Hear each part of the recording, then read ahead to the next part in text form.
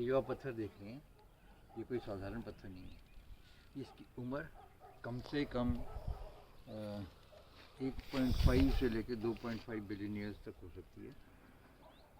आप देख रहे हो कि बहुत ही इसमें डिस्टिंग्विश अगर कैरेक्टरिस्टिक्स देखें तो बहुत अच्छे अच्छे लेयर्स नज़र आ रहे हैं और कुछ ऐसे क्रॉस ये पैटर्न्स भी नज़र आ रहे हैं।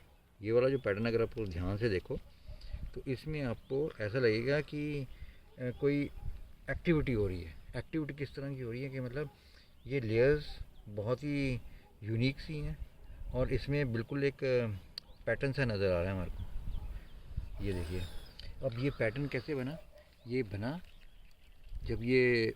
जब सृष्टि की उत्पत्ति हो रही थी तो सारी ग्रीन हाउस गैसेज थी, यहाँ पे ऑक्सीजन थी नहीं। तो फिर प्रकृति में एक जियो मैकेनिज़्म है जिसके कारण आगे क्या होना है तो उसके लिए एक तैयारी होती है। तो सबसे पहले क्या ज़रूरत थी, अगर सृष्टि में लाइफ ओरिजिनेट होनी थी तो सबसे पहले ऑक्सीजन चाहिए थी।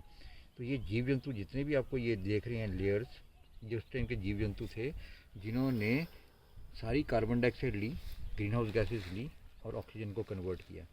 बाद में ये क्योंकि समुंदर के नीचे थे, हो सकता है नीचे से जो ज्वालामुखी की ग्रीन हाउस गैसेज वहाँ से भी आ रही थी, सारा का सारा उन्होंने क्या किया, इसको ऑक्सीजन को कन्वर्ट कर दिया ग्रीन हाउस गैस को। तो ये बहुत ही इसको अगर ये देखिए ये पूरे उसके ऑर्गेनिजम्स नज़र आ रहे हैं, ये सारे के सारे, ये सब पॉट्स में बदल गए हैं। सब ज़्यादातर ये लाइमस्टोन है और ये देखिए सारे, ये पूरी की पूरी लेयर ही, पूरे के पूरे पहाड़ आप समझ सकते हो समुंदर के, वो पहाड़ जो सिर्फ एक ही काम में लगे हुए थे, उसमें ऑर्गेनिजम्स, उनका काम था सिर्फ ग्रीन हाउस गैसेज लो, कार्बन डाइऑक्साइड लो, मीथेन लो और ऑक्सीजन छोड़ो, ताकि 2 बिलियन साल बाद सृष्टि में ऑक्सीजन हो जाए सारी जगह और फिर हमारे को एक ऐसा वातावरण मिले जिसमें और अच्छे जीव, जिसमें सेल्स हों, डेवलप हो सके।